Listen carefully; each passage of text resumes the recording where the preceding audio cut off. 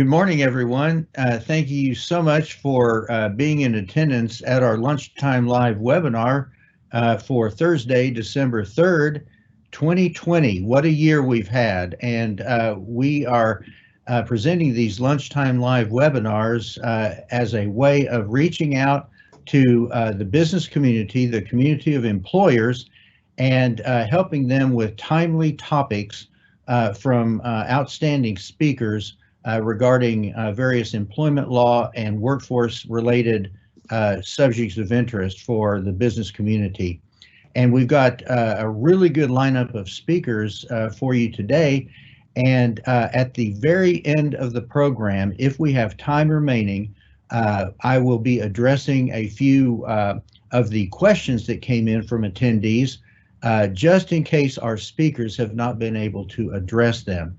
So to help start us off is an outstanding speaker from our sister agency, the Texas Department of Insurance, the Division of Workers' Compensation, and their return to work specialist is Ms. Amy Rich, and she has been a wonderful speaker at many of our in-person conferences that we held before the pandemic, and she is going to be sharing some really timely information with everybody about return to work and workers' compensation issues. So let's please welcome Ms. Amy Rich. Thank you, Tommy. Thank you. You are too kind. Thank you to the Texas Workforce Commission and Commissioner Demerson for inviting me to present today. I am Amy Rich. I am the Return to Work Outreach and Education Coordinator for the Texas Department of Insurance, Division of Workers' Compensation. And last month marked my 20th year at the division. I am very proud to have held several positions at the division, and most of them reside in the healthcare policy and reimbursement area. And prior to that, I had a career in healthcare administration at Seton and St. David's here in Austin area. Today, I'm going to talk to you about workers' compensation coverage for Texas employers and what it means to you to have coverage for your employees and what it means when you don't have coverage. With the COVID-19 pandemic in mind, I will talk to you about what it takes for an injury or illness to be covered by workers' compensation and how having coverage protects you, the employer, from certain legal liabilities and when it doesn't. You're probably wondering if Texas has experienced COVID-19 workers' compensation claims, and the answer is yes. The division has been monitoring the claims activity as it relates to COVID exposures, and we have recently published some information. I'm going to point you to that resource in this presentation. I'm also going to give you other resources for workplace safety in general and workplace safety as it relates to COVID-19. Now, I did receive about 5 questions ahead of time, and most of my presentation covers that information, but at the end, you're going to get my contact information so that you can email me and I will respond to you right away with any questions you have. Let's get started. So what is a workers' compensation insurance in Texas?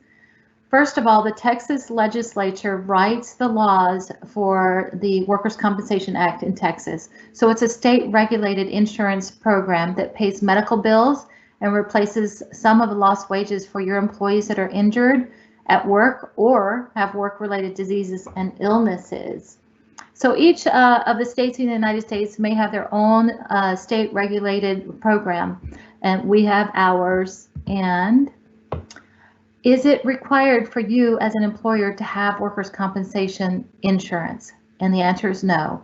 For most private employers, you do not have to have workers' compensation insurance, but there are definitely some advantages to having that coverage and protection. The law does require certain types of employers, governmental entities and educational institutions, and certain private employers have to have it, but in general, most private employers do not have to have workers' compensation in Texas. For those employers that choose not to have workers' compensation coverage or go bare, basically, employers that don't provide it lose legal protections. Now, some of these employers may have accident plans or some are smaller policies. They're not the same as workers' compensation coverage, and they're not likely to pay for litigation costs like legal fees, punitive damages, court costs, pain and suffering, all of that can be astronomical and not good for your bottom line. Employers who do not provide workers' compensation insurance coverage, you still have some requirements. You must report annually a notice of non-coverage to TDI, the Division of Workers' Compensation, and you have to let your employees know about your choice of non-coverage. Also, you need to notify the Division of Workers' Compensation of any known occupational disease or injuries resulting in lost time and death. You can find the forms to report that information to the division at our website at this link. So those covered employers, we call them subscribers. They gain legal protections when they have coverage and cover their employees. Now these covered employees pay the premium, so they pay a monthly premium to the insurance companies. And the insurance companies, whether it's certified self-insured employers or the insurance companies, they pay benefits to employees or families of those employees killed on the job. I need to talk to you about the general definition of injury. When I say injury, it includes both damage or harm to the physical structure of the body, or it can include an occupational disease. So the term in the statute includes both. When it comes to COVID, you need to understand when injury, we're talking about both a physical injury or an infectious disease. For an injury or illness to be covered, it needs to be compensable. So compensable injury is an injury that arises out of and in the course and scope of their employment. That makes it payable under workers' compensation. So what is the course and scope of employment? It's when your employee is conducting an activity that's engaged in the furtherance of affairs or business of your employment, of their employment for you, the employer. It's either on the premises of your employer or it could be at other locations. So in order for an injury or illness to be covered under workers' compensation, it needs to be compensable. In general, the injured employee is the one to let you know that they believe that it is acquired during their course and scope of their job. There are some exceptions to liability written into the statute. The insurance carriers are not liable if these exceptions exist, and some of them are intentionally causing their own injuries. They were injured while they were conducting horseplay or while they were intoxicated. Maybe they were outside of work and voluntarily participating in a social event or an off-duty sports event. Those are exceptions to liability. Maybe they were injured by someone else for personal reasons that weren't related to their job. And lastly, maybe they were injured by an act of God like flood or hurricane. Those are exceptions to the workers' compensation liability. So those employers that choose to have coverage, they limit their liability. Workers' compensation covers reasonable and necessary medical treatment. It's going to pay the medical bills for your employee for the life of that injury or illness, as long as it's medically necessary for the compensable injury. It pays weekly income replacement benefits. So after a certain amount of time off work or lost time, they can receive up to 70% of their average weekly wage. If, unfortunately, there's a fatality, it does pay death and burial benefits to the beneficiaries.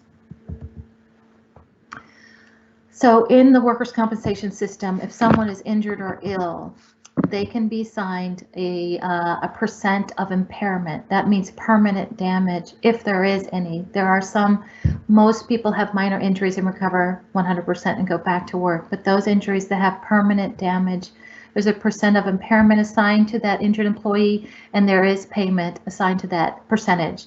Sometimes on catastrophic injuries, there are lifetime benefits paid to the injured employee. So it is the grand bargain. There is no fault, no blame in the workers' compensation system. Except in cases of gross negligence resulting in a fatality, workers' compensation limits your liability if an employee brings suit against your business for damages. So it basically protects you, the employer. It protects your employees by paying their medical bills and paying income benefits. The other thing, how it protects the employees, is that you, the employer, may not retaliate in termination of that employee just because they filed a workers' compensation claim. You can follow other leave policies and such, but Just because they filed a workers' compensation claim, you may not fire them for that reason. Now, the system, the regulation, both our rules and our act provide dispute resolution if there's any disputes about whether it's compensable or whether the percent of impairment is disputed or their income benefits are disputed. We have a whole set of regulations that provide benefit review conferences, contested case hearings, keeps it out of the court system and in our system to resolve those disputes between system participants. So if you choose to have workers' compensation coverage for your employees, there's going to be a premium to pay. Obviously, for any insurance, you're going to be paying premiums, and this is what it looks at to determine your premium. First is your industry. Is your industry more hazardous, or maybe it's a desk job? So the more hazardous the industry, perhaps that plays into a higher premium. Your payroll, the amount you pay out in payroll, needs to be accurately reported to determine your premium. And it's going to look back 3 years at your experience of loss or cost. That's the number of injuries and illnesses, how frequent, how severe they are. That all equals your experience modifier. So know that fewer injuries or illnesses and eliminating unnecessary lost time means lowering your cost. And we'll look closer at how you can lower your costs and what are those solutions. The severity and frequency of illnesses and injuries on the job are your costs. And how do you combat that? You make it a priority to increase the safety culture in your employment and workplace. And you train your employees about safety culture. And you hold your managers, supervisors accountable, and you enforce those safety protocols in your workplace environment. The other thing that can add to cost is medically unnecessary lost time. A lot of times people are off work and there's no medical reason to be off of work. So know that that exists and work with the treating doctors to bring back somebody back to work while they're recovering. In the era of COVID, not when they're contagious, of course, but if you, the employer, have a strong stay at work and return to work policy, it will help reduce your cost and benefits the employee by doing so.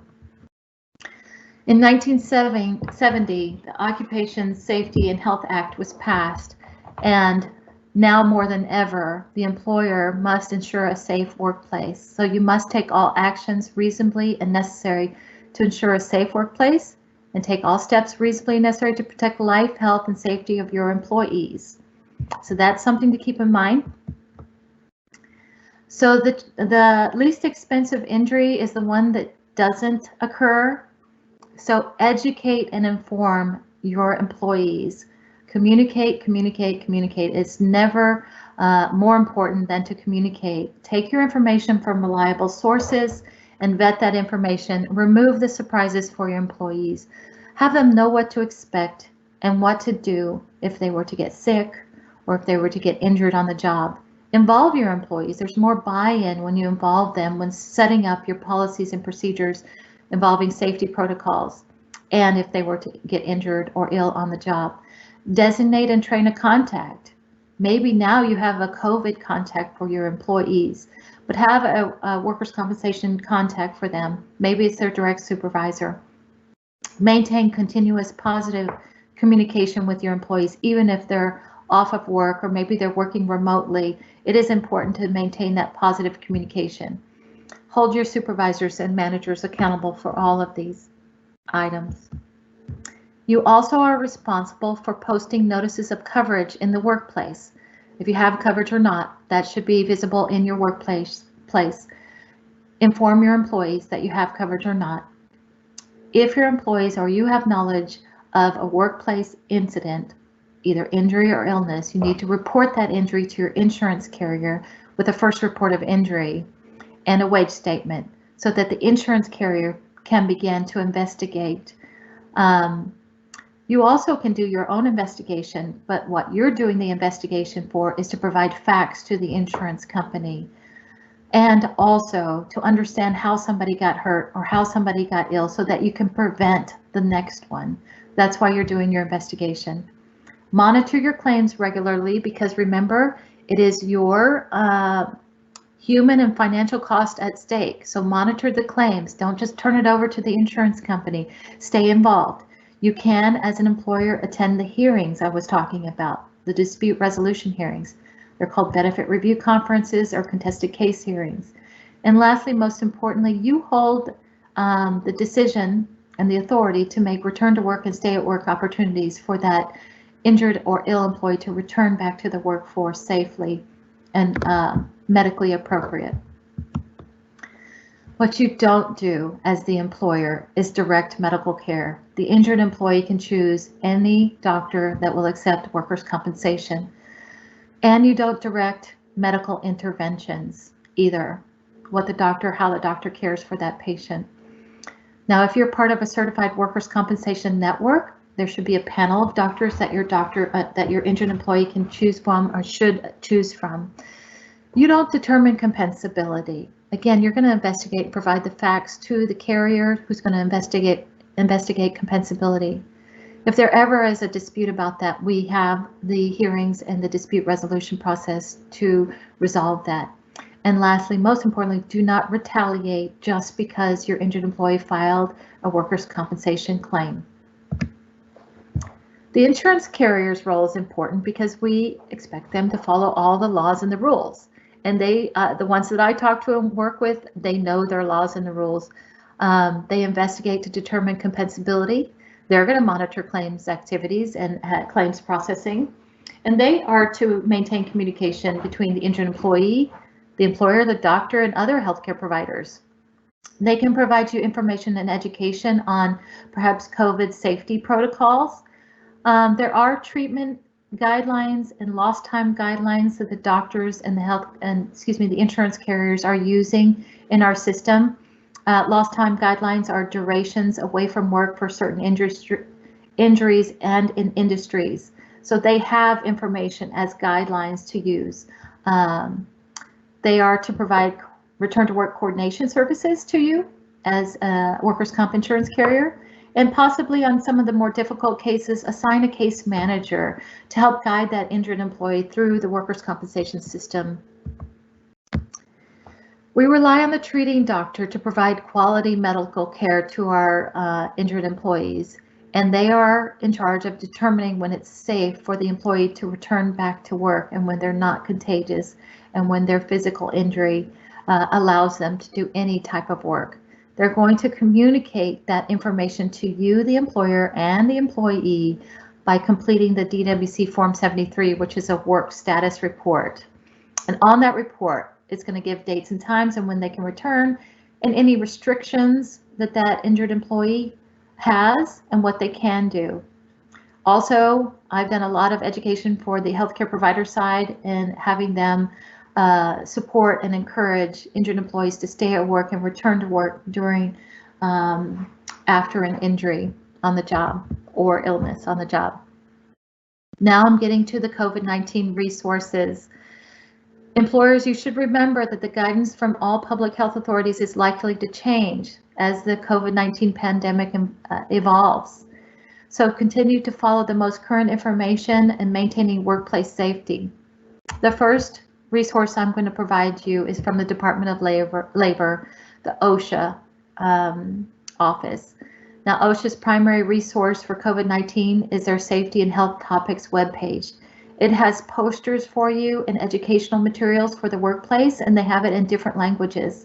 They have guidance for preparing your workplace for COVID-19, and they have guidance for specific injuries. They also stratify risk factors for worker exposures for different industries, and they talk about personal protective equipment. And you can find that information at this link. Also, the Dallas Regional Office for OSHA can be found here, their contact information.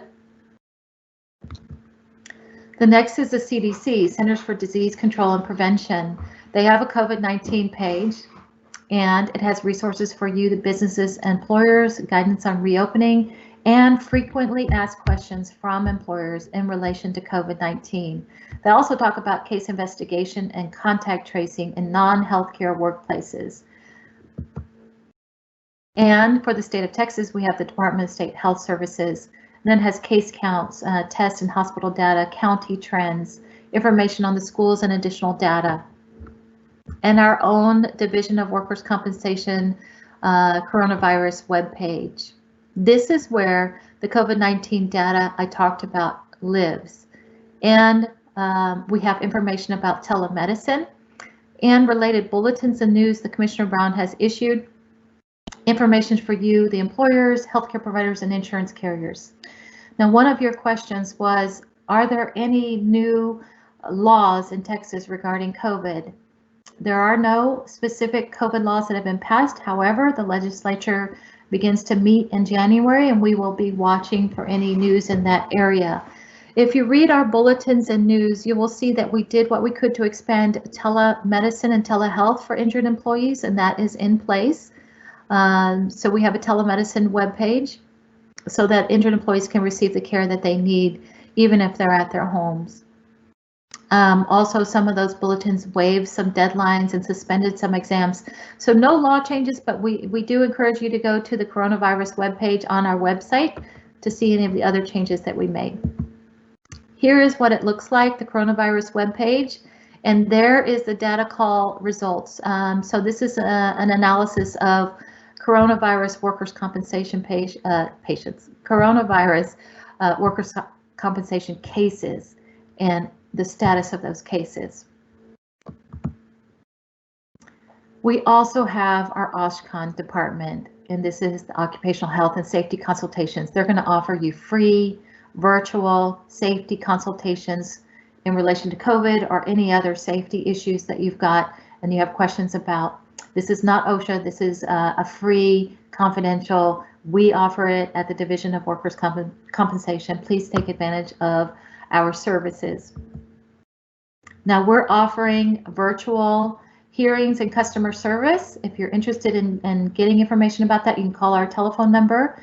We also have the Office of Injured Employee Counsel. If you have an employee that needs assistance in navigating the workers' compensation system, there's the telephone number for them to receive assistance for free.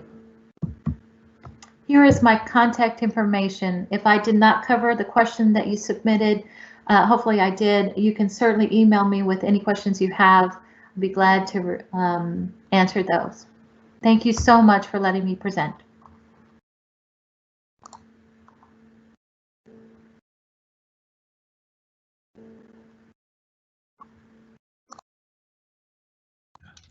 Tommy, all right. You're muted. Okay, thank you. Thank you very much, Ms. Rich. Your agency has been a wonderful partner on all of our outreach events for employers this year, and we really appreciate you taking time to present that valuable information today. Next up is one of the division directors of our agency, division director of the Civil Rights Division, one of the most important parts of the Texas Workforce Commission. His division is responsible for enforcement of all of the equal employment opportunity and fair housing laws in the state of Texas, and they play a pivotal role in our economy and the workforce. And it's my pleasure to introduce Mr. Brian Snoddy. Thank you, Tommy. That's a very gracious introduction. My name is Brian Snoddy. I am the director for the Civil Rights Division for the Texas Workforce Commission. And we do play a civil role with regard to equal employment opportunity laws and fair housing. So first up, today we're going to go through a few things here. One, I want to say thank you to the commissioner and his staff for giving us the opportunity to present. Sometimes we're sitting a little bit behind the wings. We are a small division. We're going to go through what is CRD, what's our structure, some of the innovations that we have currently in place, and then finally we're going to tease up a little bit our town hall that's coming up next week. So first off, I want to note that Texas Workforce Commission is hard at work. They've been hard at work developing the workforce, providing support services, including child care for targeted populations, participating in workforce training and adult education literacy services, providing services for people with disabilities, and even administering the often heard about unemployment benefits and tax program on the news. But in addition to that, CRD has a role. What we do is we seek to reduce discrimination in employment and housing through education enforcement of state and federal laws. And the employers have a role in that as well. So let's talk about what is CRD. CRD is one of the 9 divisions within the Texas workforce structure. You'll see that we're one of the smaller ones there. We have just a few sections under us, and we have about 46 FTEs. So we do have a large role, but we have a small footprint. Our mission is to reduce discrimination in employment and housing through education, enforcement of state laws and federal laws. So what does that mean? We take that to practically, our vision is that we want to go out and create an environment in Texas where citizens of Texas can pursue and enjoy the benefits of employment and housing, which are free from discrimination. And employers and their housing providers are a good part of that process. So part of the many services that CRD provides is employment and housing discrimination complaint investigations, training and technical assistance to public and private entities, and also personnel policy reviews of all state agencies and institutions of higher education. So we do have a rather broad breadth of activity that we conduct. Above all, we're here for you and we're protecting dignity at home and in the workplace. So we have 3 sections within the CRD. The first section is the fair housing section. This team, approximately 20 folks, is responsible for the intake, investigation, and conciliation of fair housing related matters. Those are all found under Chapter 301 of the Texas Property Code. That group is responsible for handling about, on average, 350 cases per year and about 700 to 800 intakes per year. That's quite a load considering the amount of time it takes to do a fair housing investigation. So for our fair housing providers, hopefully you're not on the recipient end of one of those investigations or intakes, but certainly as we get through this presentation, we'll discuss how you can be a good partner and avoid that situation. In the equal employment section, our second section, that's the team responsible for the intake and investigation of equal employment related matters under Chapter 21 of the Texas Labor Code.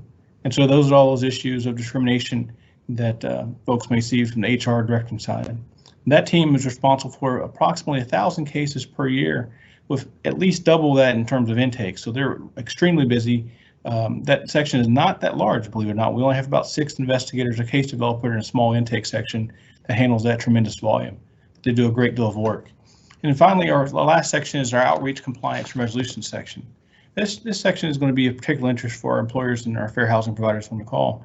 This team is responsible for that prevention of discrimination through the technical assistance training, outreach efforts, and the resolution of employment and housing complaints through both mediation and conciliation, respectively. This team also conducts EEO certification and compliance for all the state agencies and institutes of higher education in the state of Texas. On a typical year, we may have more than 10,000 persons trained throughout the state of Texas, so they're quite busy as well. So what do we do? CRD is really not just about investigation, conciliation, mediation, although those are part of our core functions. The Civil Rights team does conduct neutral investigations of the third-party arbiter. We gather information to determine whether discrimination has occurred. Now, we do work in cooperation and underneath 2 federal programs, our federal partners.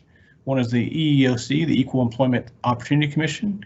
We work under them with as a FEPA, which is a Fair Employment Practices Agency, and also with the U.S. Department of Housing and Urban Development as a FAP, a Fair Housing Assistance Program. And so in concert with those 2 programs, what we really try to do is make sure that we're articulating and providing fair and neutral, a fair and neutral disposition of the law for all parties concerned. Now, the investigator in certain situations may try to reach out to a respondent from time to time throughout the investigation process. This part is partly and typically part of the issues that come up when you have mediation and/or conciliation.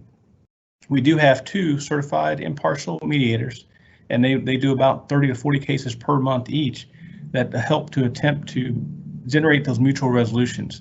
That process is free of charge, and so we want to make sure that people take advantage of that as well.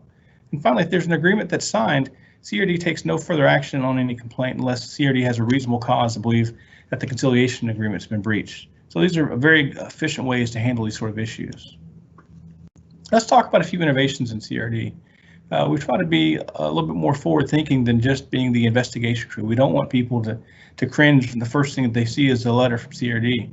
So we note first off that we have numerous resources to help all Texans, whether they're employers, employees, or housing providers to tenants, owners, and renters.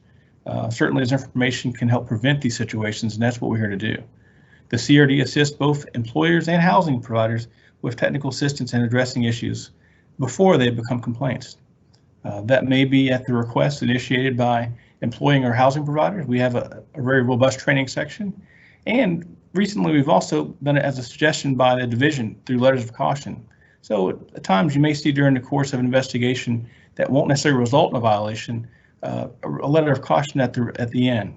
That letter of caution will also be provided with our course catalog. And merely what we're trying to do is provide those housing providers and employers with an opportunity to course correct on things that may be of concern and could create additional liability or exposure. And finally, the training team conducts weekly webinars for EEO and fair housing issues covering topics such as protected classes, discrimination, reasonable accommodations, and sexual harassment. And we also offer training based on employer and provider requests, so we can tailor those specifically for your needs. In fact, we've done training in South Texas for a rather large dental operation involving about 400 persons. Finally, let's talk about the training that we have available. And I've asked my team here to highlight the top 4 training courses. We have many more than this, but if you are in need of training for EEO training, you can simply email crdtraining@twc.state.tx.us. This training focuses on 2 different types of audiences. We can do one for all employers, or as one just for supervisors and managers as needed. The training session minimum is 1 hour and can go to 2 hours or longer if necessary. That typical rate for training session is $100 and then up to $150 for 2 hours. Our basic level course is the Equal Employment Opportunity Overview. This is a course that some employers probably have had to take as a result of investigation. Those topics include defining and identifying discrimination, protected classes, reasonable accommodations, modifications, and practical exercises. We also have courses in disability in workplace, sexual discrimination and harassment, and like I said before, the employer-tailored training. I would note that with regard to disability, that is our largest area of concern. We're about 60% of the intake that we receive and the complaints that we process as a result of folks having difficulty working with issues where people have disabilities in the workplace. So certainly if you have a need there, reach out to us. And fair housing training is also designed to educate both the housing providers and consumers on federal and state housing laws. Those 3 top areas of training are fair housing overview.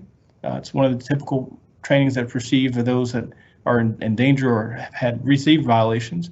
And that includes protected classes, ways to recognize and issue discriminatory practices, understanding disparate impact, and exemptions to the acts. And finally, reasonable accommodations and modifications, and sexual discrimination and harassment. Just like as with the EEO complaints, the reasonable accommodations and modifications, that's one of our biggest areas. Once again, 60% of the concerns that arise come from that. And some of that's really just about getting educated and preventing those situations from occurring. That can save the fair housing provider money and time in the process. So finally, I want to tease up the Civil Rights Division's live event. We're having our inaugural Civil Rights Division live event on December the 10th at 2020 from 12 to 1 p.m. I'd invite you to come in here. James Fowler, the Manager of Employment Investigations, he'll go deeper into EEOC and operations and how we worked with our federal partner. And Patrick Williams, the Manager of Housing Investigation, he'll go deeper into the Fair Housing Program and fair housing laws in Texas and how we work better in concert with our HUD partners. And then finally, Elena Rodriguez, the Manager of Outreach, Compliance, and Resolutions, will inform the audience about the mediation and conciliation process, and then also about our training staff and our outreach opportunities. It'll be a great source to learn what your rights are in both housing and employment, and in how we address and investigate those complaints and bring those to resolution. Finally, the registration form has a place for you to submit your questions ahead of the event, so your questions can be answered if you have unique questions. Here's our presentation here. It's first, I'd note that we are here for you. It's not just about doing investigations. We're here to help and provide technical training, assistance, and really to provide you with avenues to avoid and prevent those discrimination issues that can be timely and costly. So please join us in that inaugural Civil Rights virtual event. I think these slides will be made available after these events. So if you didn't get that email address or need to get signed up, but the address is crdtraining@twc.state.tx.us. So finally, we are here for you. What does that mean?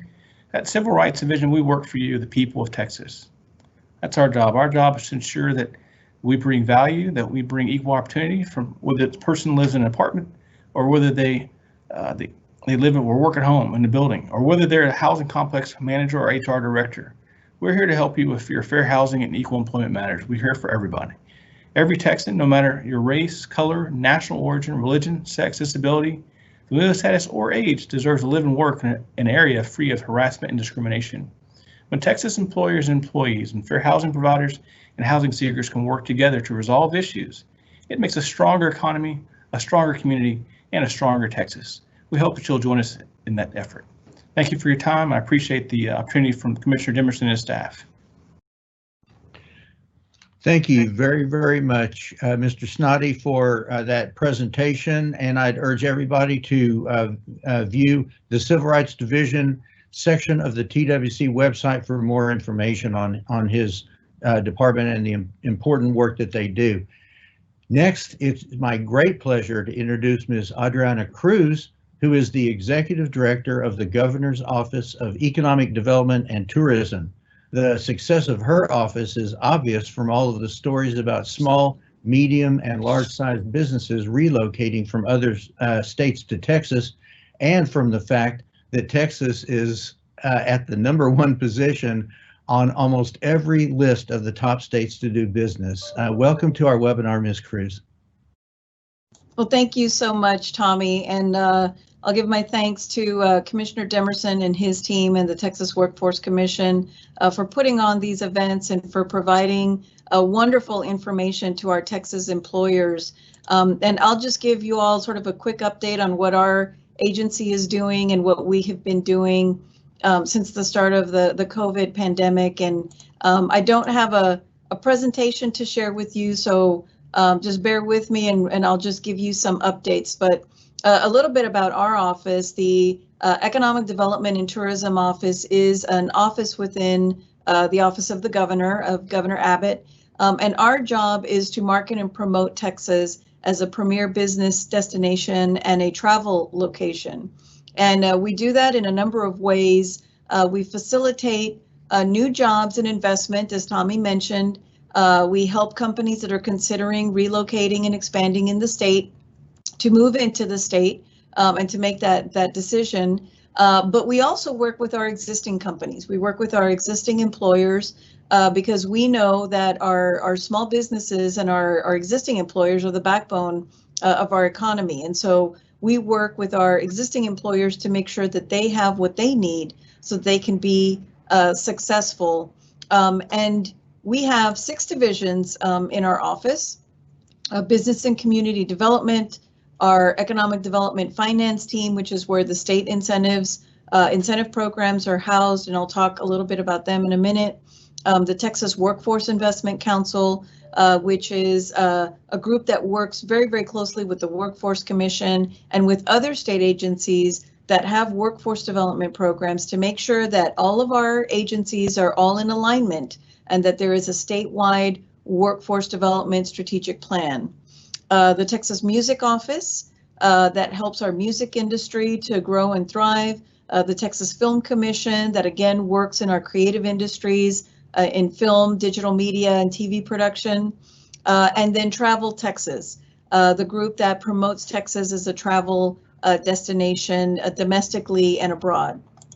Now, the Business and Community Development Division is the one that works very, very closely with our state agency partners and works with our community partners as well, the chambers and the local regional economic development organizations.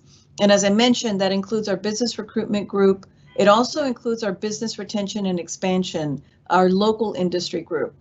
We also have our small business and permit assistance team, and they have been incredibly busy, as you can imagine, from the start of the pandemic, helping and assisting our small business owners.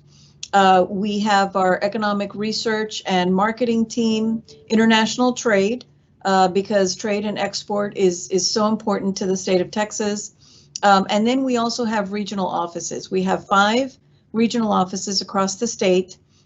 So they're kind of the eyes and ears of the governor's office in the local communities with relationships with our local businesses and the economic development organizations out there. Within economic development finance, as I mentioned, that's where our incentives live. Those incentives include programs like the Texas Enterprise Fund, which is the program that probably gets the most attention. But we do have other programs for our existing companies like the Texas Enterprise Zone program, the Product Development and Small Business Incubator Fund, which is a low interest loan program specifically for small businesses, in particular manufacturers. our Events Trust Fund program, the Spaceport Trust Fund, as we are developing our space industry, and a lot of our communities are becoming very active in that industry. The Governor's University Research Initiative, which is a program to help our public institutions recruit in the best and brightest research minds across the country and across the world. So, as Tommy said, Texas is at the top of every list, and we, even in the pandemic, continue to receive accolades in terms of job creation, economic vitality. We are the nation's top exporter for the 7th year in a row, with exports valued at more than $331 billion. And a lot of those exporters are small businesses. So international trade is not something that just our large companies do. It's something that really affects all of our firms. And we have folks on our team that are actively working to increase those opportunities for our Texas companies. We have the 2nd largest civilian workforce in the country, thanks to agencies like the Texas Workforce Commission and all of the workforce development boards that are located across the state. We also rank #1 in foreign trade zone activity. So we have the most foreign trade zones of any state in the country and the most activity. And so, all of those factors really make us an attractive place to live and work and do business. And we receive many accolades from different publications. The Chief Executive Magazine ranked us as the best state for business for the 16th year in a row. Business Facilities ranked us as the state of the decade for this decade. We've received the Area Development Magazine's Gold Shovel Award. And for the 8th year in a row, we've won the Governor's Cup from Site Selection Magazine. And so we're very proud of all of that activity. But one of the things I think that we've been really proud about this year is through the partnership with the Texas Workforce Commission. We started doing these events like this, these webinars, reaching out to our employers and our small businesses. We do about 15 in-person events a year for our small businesses called the Governor's Small Business Event. And since we couldn't meet in person this year, our team pivoted and started to do webinars. So from April until November, November was when we had our last webinar, and that was our 15th one. We just did online webinars to provide our small business owners information and resources that they needed. At the beginning of the pandemic, of course, the SBA programs were very, very important with the PPP program and the Economic Injury Disaster Loan Program. And those programs were changing very, very rapidly. They were put in place and then the rules and all of that was changing. And so we started doing these webinars to try and educate our small businesses on what these changes were and put them in touch with resources locally that they could access. Over the period of time from April to November, we had more than 22,000 businesses participate in these webinars, which far exceeded our expectations. And many of them, came and attended several of them. Some at the beginning were focused on SBA programs, but then as we moved on, we started focusing on business resiliency, business planning, how to utilize social media, as so many companies were pivoting and having to provide services online.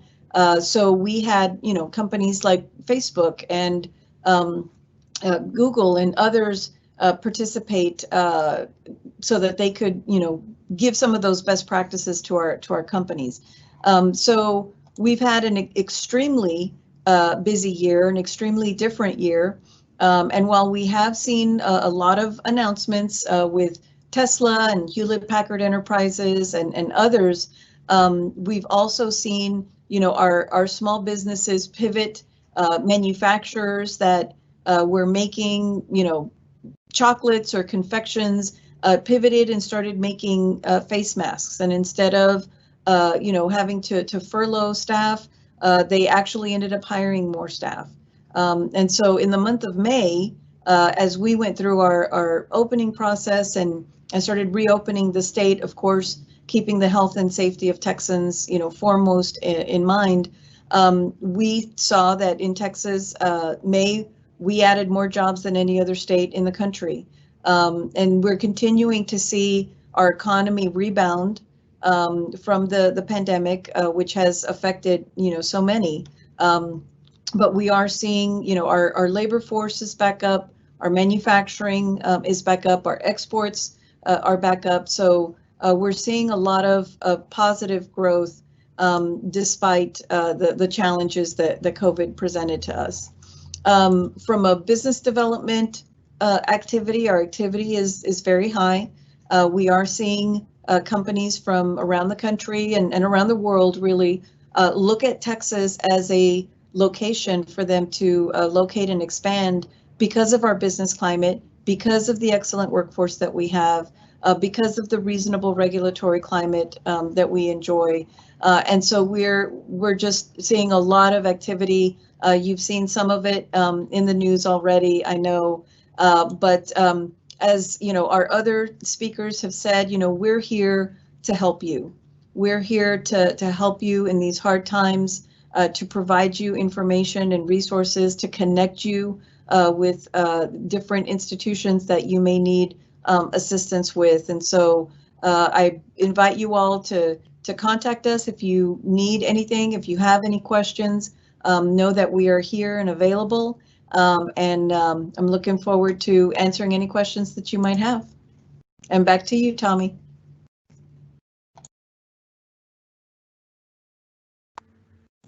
You and I are both muted, Tommy, sorry.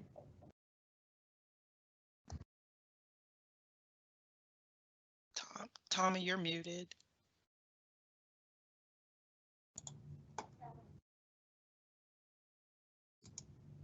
Tommy, you're still muted. Oh, all right. Thank you. Is that better? Yes, that's great. Okay. I was just thanking Ms. Cruz once again for her contribution to our webinar today. Really appreciate hearing all the information, and the Governor's Small Business Support website is a true pleasure to navigate. All kinds of incredibly useful information on there, highly recommended. We send links to that information all the time out in our own email responses to employers when they write to Commissioner Demerson's office about topics related to business development and licensing and so on. Just very, very highly recommended. So thank you very much once again. Now, at this point, I'd like to go ahead and share my screen and give you a presentation. Kimberly, please let me know if this is showing up. Do you see Elsa's presentation on the screen? Yes, okay. I do. Very good. All right, that should be more or less full screen there. And I am not Elsa Ramos. She is the star of our office who developed this presentation that I'm giving on her behalf.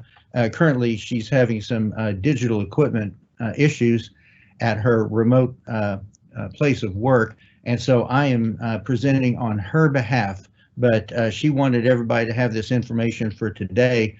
She is one of the 4 attorneys on Commissioner Aaron Demerson's legal team. I'm another, Tommy Simmons. We also have Mario Hernandez and Velisa Chapa on the team, and together we answer questions every day from employers all across Texas. And Elsa has developed a really nice presentation that is useful for calling attention to some deadlines that are coming up, to some specific programs. It's important to know what to expect for the end of the year. And the first up is the FFCRA, the Families First Coronavirus Relief Act. And that is a law that got its start back on March the 18th of this year, just when it was becoming obvious how bad the pandemic was going to get. It applies to employers with fewer than 500 employees. And it's got a couple of different types of leave available. One is expanded FMLA leave for people who are affected if their school or daycare has closed, or if there's a child care provider unavailable and the person is unable to work because they have to stay home to take care of their child. So if they qualify for that, up to 10 weeks of paid leave at 2/3 of the regular pay. Also, there's another form of leave pay under the FFCRA, up to 2 weeks of paid sick leave if the employee has been ordered to quarantine as a result of a government order or a doctor order, or if they are experiencing symptoms of COVID-19 and they're seeking a diagnosis. So if those conditions apply, the employee can be eligible for up to 2 weeks of paid sick leave at their regular rate of pay. And this kind of leave pay counts as wages, and it will affect an unemployment claim, of course, if that occurs. But the important thing to remember about the FFCRA is this law is set to expire under current conditions on December 31st, 2020. So at the end of this year, it's only got a little bit less than a month to go. After that, we are not sure what might happen.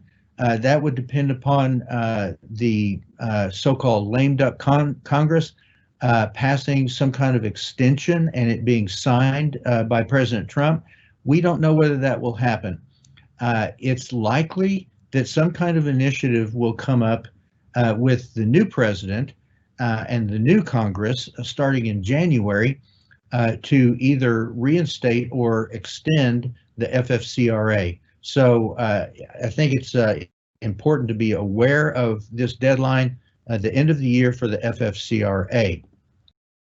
The CARES Act, Coronavirus Aid, Relief, and Economic Security Act, that law was signed by President Trump back on March the 27th. And that provided a number of innovative programs, among them the PPP, the Paycheck Protection Program, and also 3 new types of innovative unemployment insurance programs, among many other things. And those 3 types of innovative unemployment insurance programs specifically affected this agency and the routes of help available for our claimants. And basically, those were the PUA and PUC and PEUC programs. Basically, the PUA, Pandemic Unemployment Assistance, up to 39 weeks of unemployment insurance benefits for those people who are not normally eligible for regular state unemployment benefits. Now, that would be people like sole proprietors, independent contractors, and employees of exempt organizations that don't have to report wages and they're not affected by unemployment compensation, such as churches or other types of exempt organizations. Those individuals who are out of work through no fault of their own, they could be eligible for up to 39 weeks of unemployment insurance benefits under the PUA program. The benefit amount for that was by default $207 per week, but with proof of earnings in 2019, that weekly benefit amount could go up as high as $521 per week. The CARES Act also extended the 26 weeks of regular state unemployment benefits by 13 weeks, and that's the PEUC program, Pandemic Emergency Unemployment Compensation, for a total of 39 weeks. There was also the FPUC program, Federal Pandemic Unemployment Compensation. That was the famous $600 per week extra supplemental payment that so many stories were written about during the year. Anybody who qualified for even $1 of unemployment benefits under any federal or Texas unemployment program also qualified for the additional $600 per week. Classically, it's not unemployment insurance, it was really meant as more of a stimulus in the form of an extra unemployment benefit amount given automatically to each claimant. But it was quite innovative and quite unprecedented to meet the unprecedented needs of the country. So the important thing to remember about the CARES Act is that that act with all of these programs will expire on the week ending December 26, 2020. That's a Saturday. In Texas, our unemployment benefit weeks go from Sunday through Saturday. So the last Saturday in 2020, the last week for any of these PUA or FPUC or PEUC benefits to be paid is the week ending December 26, 2020. Very important deadline there. And this is one of the big deadlines that you have probably heard about in all the stories about the so-called economic cliff or financial cliff that is approaching. This is one of them, the cliff at the end of the year, the expiration of some important programs. As far as tax rates during the year 2020 and also reimbursement liability for reimbursing employers, there's a few important things to keep in mind. As far as unemployment insurance liability, the tax department in the Texas Workforce Commission, because of the pandemic, extended the due dates for unemployment tax and reimbursement payments for the first, second, and third quarters until the end of the year. So that much is apparent. We don't know what's going to happen with the fourth quarter deadlines, because the deadline for the fourth quarter payments is not until January 31st, 2020. But all of the payments that have been extended, delayed from the earlier quarters in the year, first, second, and third, those payments come due by December 31st, 2020. So that's also very important. Just to let you know, in case the taxes or reimbursements are not paid on time, the law provides for interest to accrue on those. There might also be penalties, but it's possible, depending upon economic conditions, that some other action may occur by commission discretion. As far as the payment deadline for the fourth quarter, again, I briefly mentioned it's January 31st, 2021.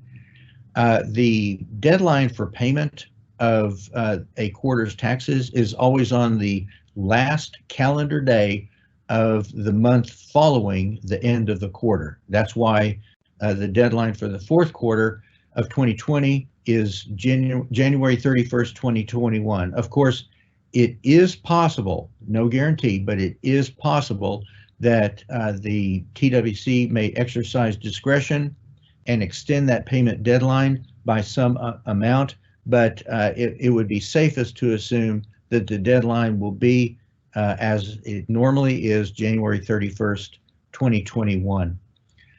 As far as back taxes and interest and penalties and back reimbursement liability and all of that kind of thing, if the total gets too much for an employer to bear, it is possible with agreement from the tax department to work out a payment plan. So an employer in a difficult situation can request from the tax department a payment plan of up to 6 months. That's the normal duration of a payment plan, where you agree to pay the amount due in monthly installments for 6 months until the past due amount is repaid.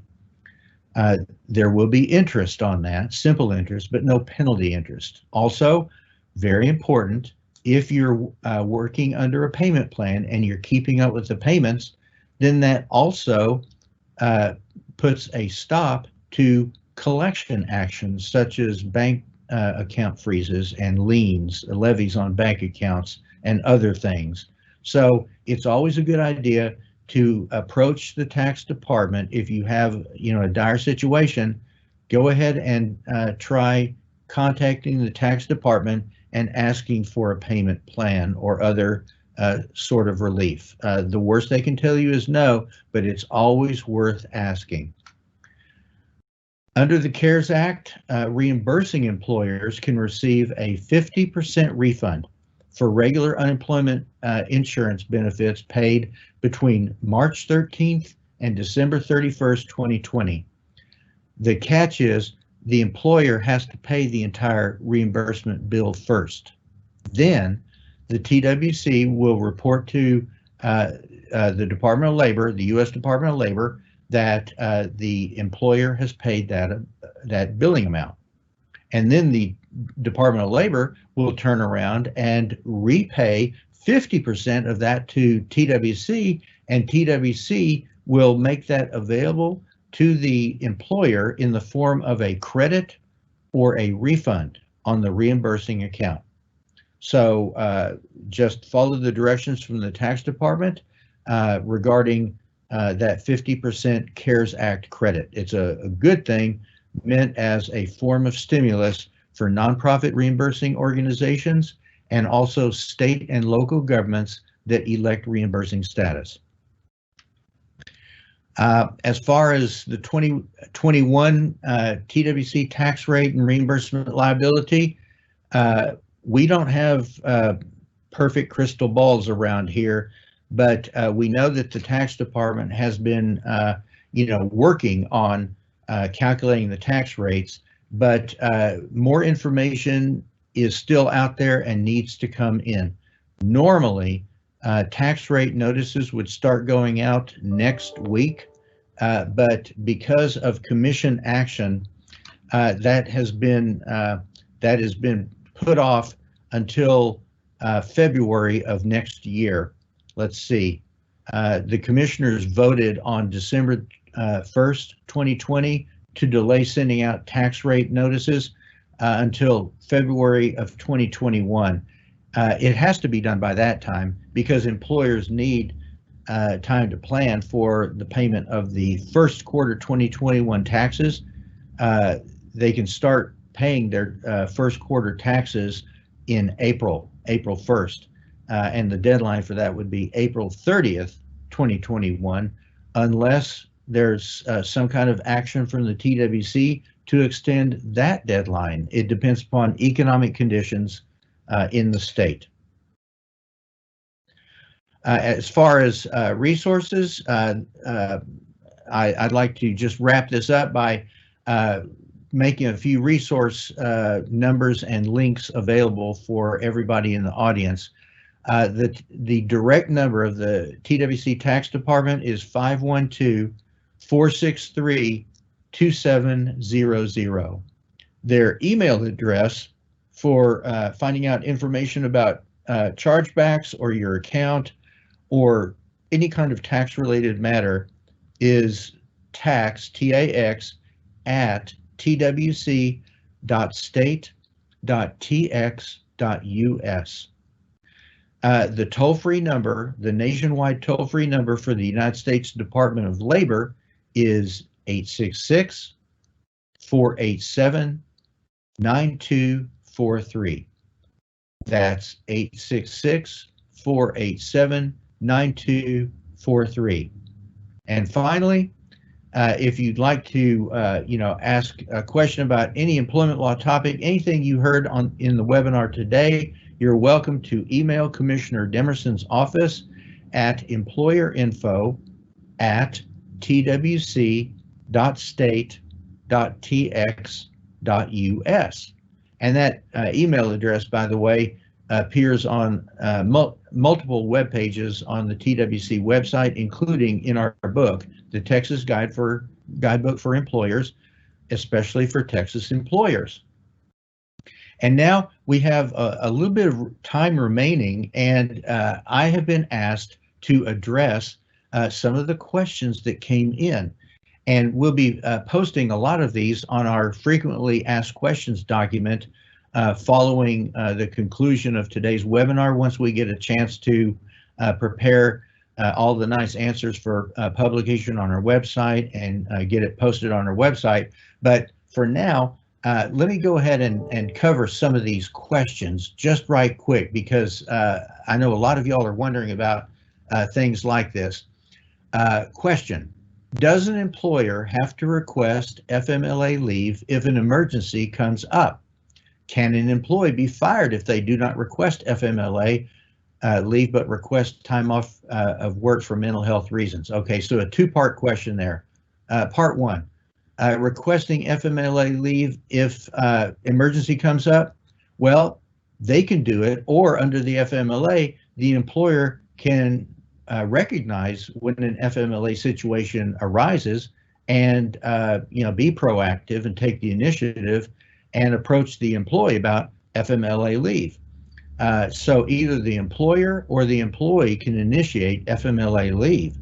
Actually, the employer, in case an employee is shy or reluctant to come in, or they're afraid to approach the employer, it's the burden of the employer to recognize an FMLA situation when it arises. If a employer either knows or should know under the circumstances that somebody needs FMLA leave, the employer has the burden of notifying the employee about their FMLA rights and responsibilities, give them the standard U.S. Department of Labor fact sheet. It's a free download from the Department of Labor website, and then let them know whether they're on FMLA leave status. And the fact sheet will let you know what you can, as an employer, require from the employee in terms of a medical certification and so on.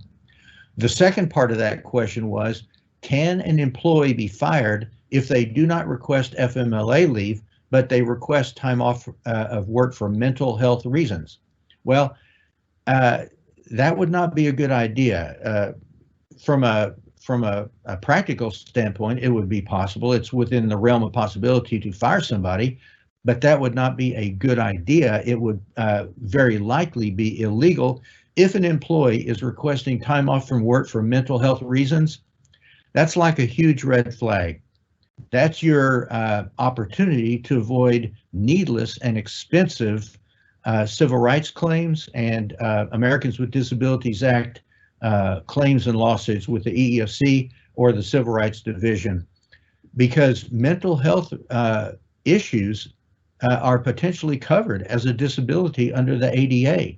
So an employer would have the duty of making a reasonable inquiry if needed to find out whether there's a disability involved and whether the employee needs or should have a reasonable accommodation for whatever disability they might have.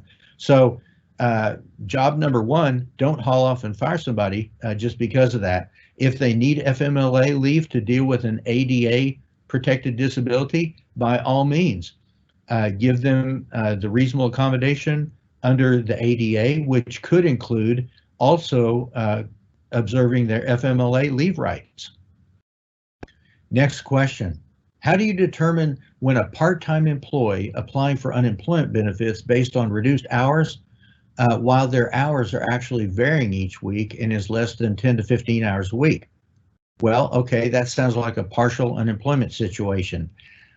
If somebody has reduced hours, their hours have been reduced through no fault of their own, just economic conditions necessitate reductions in hours for employees, they might qualify for partial unemployment benefits, and they will if their lower weekly income, because of the reduction in hours, takes their pay below 125% of their weekly benefit amount.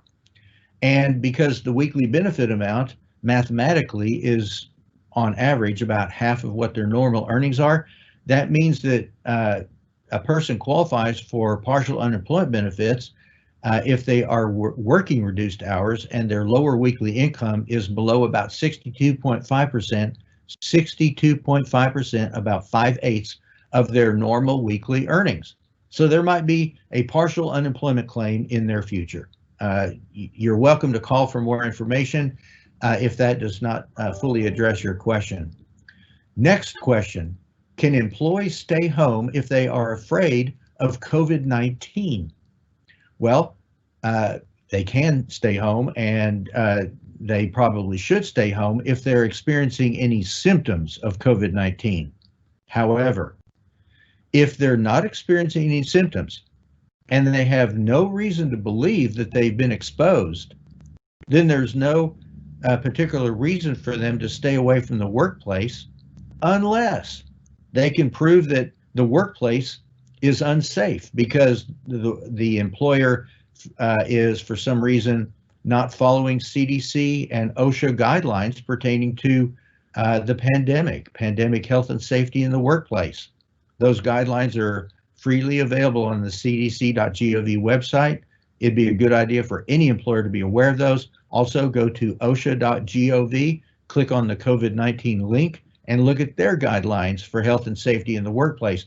But if you're providing a safe workplace, you're practicing social distancing, you've got a wear your mask at work policy if social distancing cannot be observed, and you've otherwise got a good safe workplace with personal protective equipment made available if needed, then there's no good reason for the employee to stay home just because they're afraid that they might get COVID-19. Generally speaking, if somebody quits because of a reason like that, in normal circumstances, unless there's some compelling reason to the contrary, that would be a disqualifying work separation in most cases.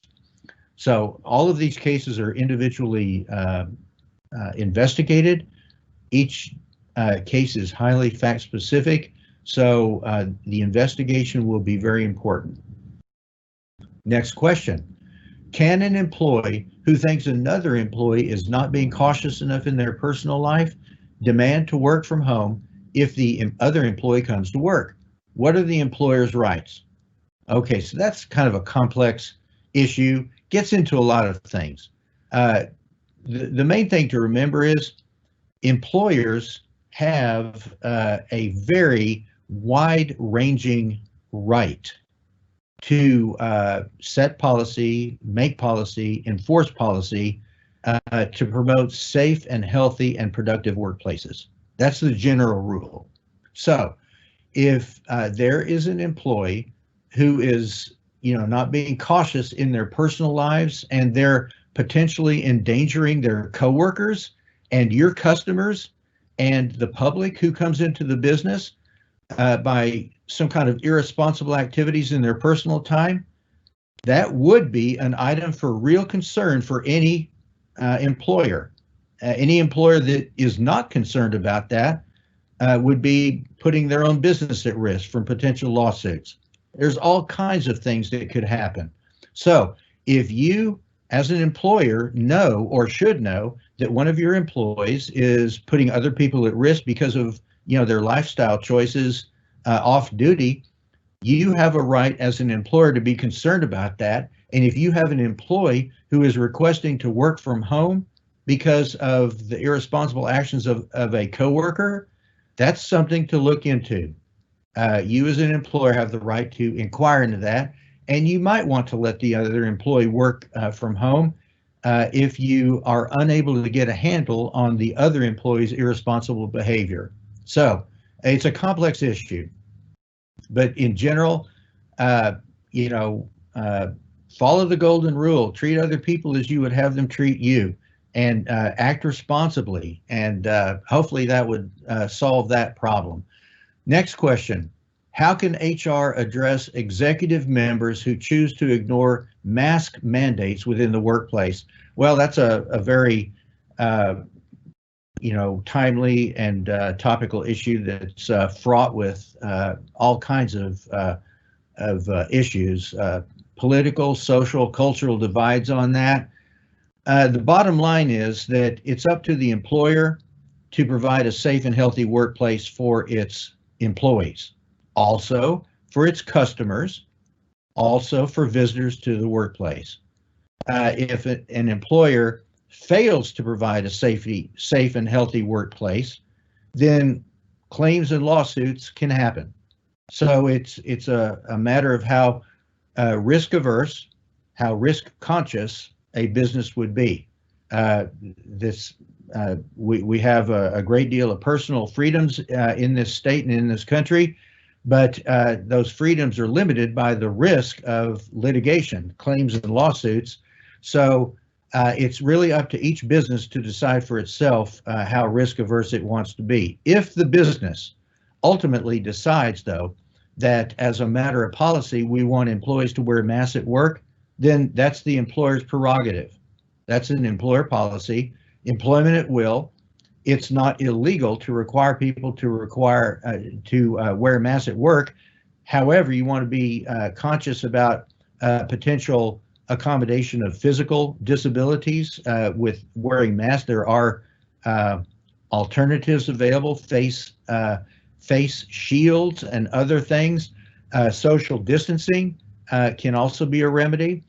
Maybe putting somebody in an office with a closable door, that might work. Maybe letting people who don't want to wear masks work from home if that's possible. But ultimately, it's a matter of policy. Question: when are 2021 tax rate notices being mailed to employers? We already addressed that. Most likely mid-February 2021. When are the 2020 chargeback discrepancies being resolved? Well, that's something that the agency's unemployment insurance division is working on right now. They're trying to resolve as many disputed chargebacks as possible, both through the chargeback updating and also appeal process.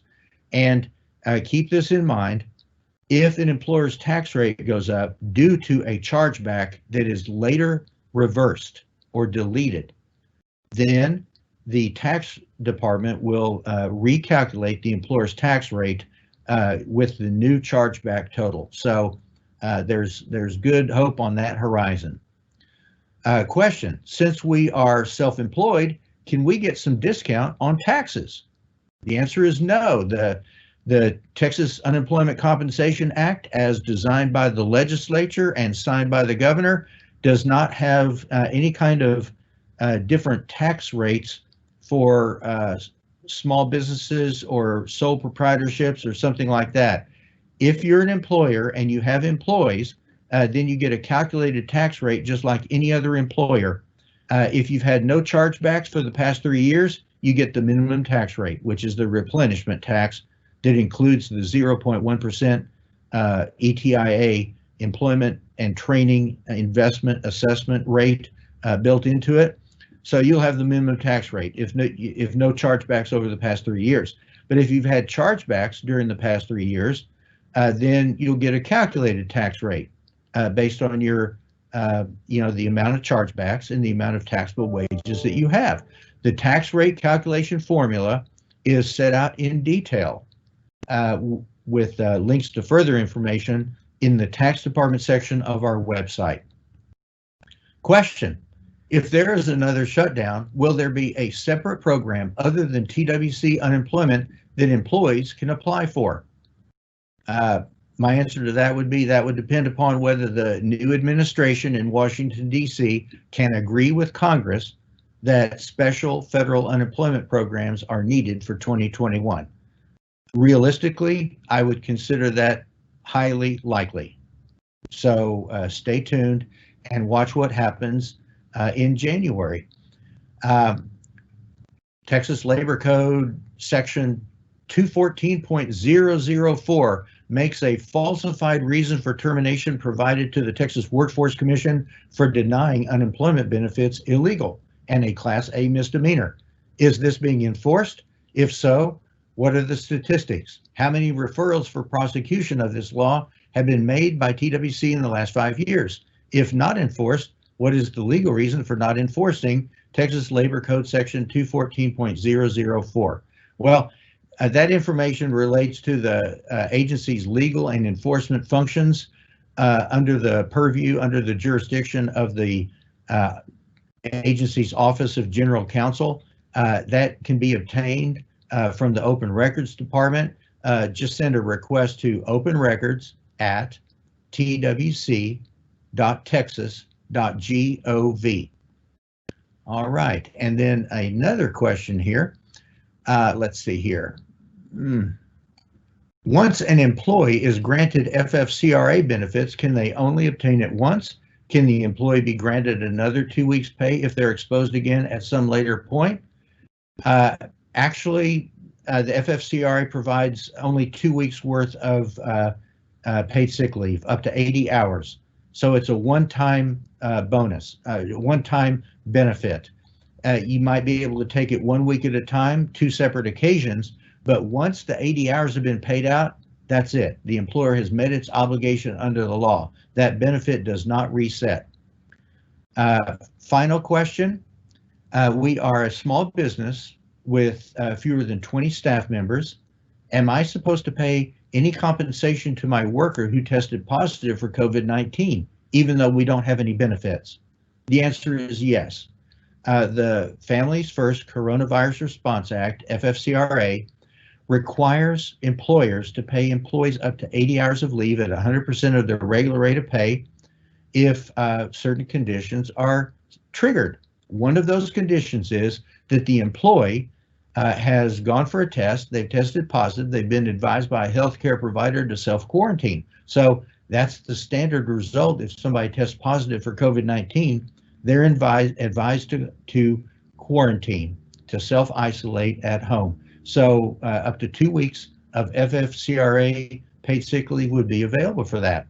And you can get more information by looking on the Department of Labor website. It's very easy to find. Just go to www.dol.gov, and the first thing that you see at the very top of the page is a great big old picture of a coronavirus germ, and click on that, and then look for the FFCRA employer fact sheet for employers. It's full of really good information on all of this. Well, unfortunately, we've reached the end of our time today, and so I'll go ahead and bring this to a close. But before doing so, I'd like to thank everybody who participated as an attendee, and also especially all of our wonderful speakers who gave of their valuable time to share their information with y'all. And I'd like to remind everybody, if you have a question about employment law, don't be shy. Be sure to send an email to employerinfo@twc.state.tx.us or call us on our employer hotline, 800-832-9394. Thank you all very much, and hope you all have a really good rest of the day.